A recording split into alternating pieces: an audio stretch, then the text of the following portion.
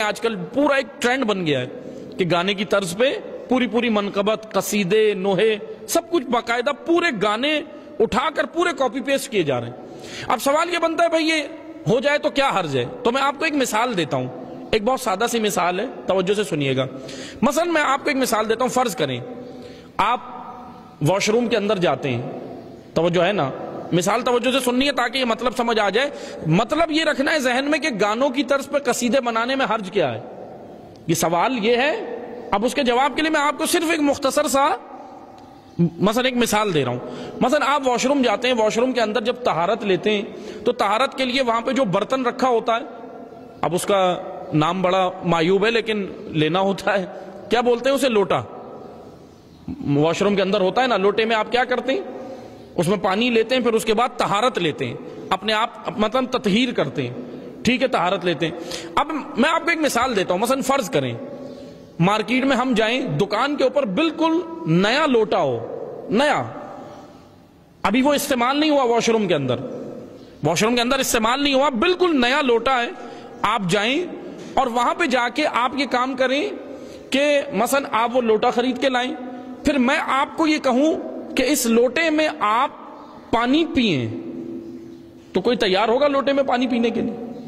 بھئی حالانکہ گندا تو نہیں ہے، نجس تو نہیں ہے، ابھی واش روم میں استعمال ہی نہیں ہوا، ابھی بالکل نیا برانڈڈ، نیو برانڈ ابھی بن کے مارکیٹ میں آئی ہے، دکان کے اوپر رکھا ہوا ہے، آپ جا کے اٹھا کے لائیں اور میں آپ کو کہوں کہ ابھی واش روم میں تو استعمال نہیں ہوا، نہ نجس ہے، آپ اس میں گلاس کے بجائے لوٹے میں پانی پی لیں، تو کوئی بھی عقل مند آدمی ہوگا کیا کہے گا کہ نہیں جی مولانا صاحب آپ کو کیا ہو گیا، آقا صاحب آپ کو کیا ہو گیا، لوٹے میں پانی میں نہیں پی سکتا۔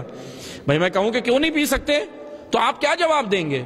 میں کہوں کہ نجس بھی نہیں ہے، پی لیں، آپ کیا جواب دیں گے؟ کیونکہ لوٹے کو نسبت بیت الخلا سے ہے اس لیے نہیں پی سکتا، آپ یہی کہیں گے نا؟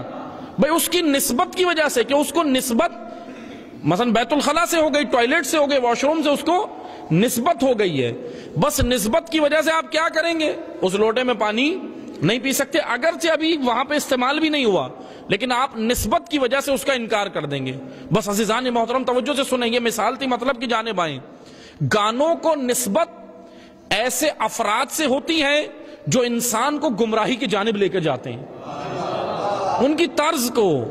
اب اگر آپ انہی طرزوں کو، انہی سارے مثلا سروں کو، وہی ساری چیزیں لا کے اگر آپ آئمہ سے منسوب کرنا شروع کریں گے تو ٹھیک ہے، ممکن ہے آپ کو فقہی اعتبار سے مسئلے کا حل بھی مل جائے، لیکن سوال یہ بنتا ہے کہ جب ایک چیز کو نسبت غلط کی طرف سے ہو گئی تو اس کو آپ یہاں پہ استعمال نہیں کر سکتے۔ جس طرح لوٹے کو پانی کے لیے استعمال نہیں کر سکتے پینے کے لیے، تو نسبت کی وجہ سے تو ہمیں یہ نسبت دیکھنی ہوتی ہے۔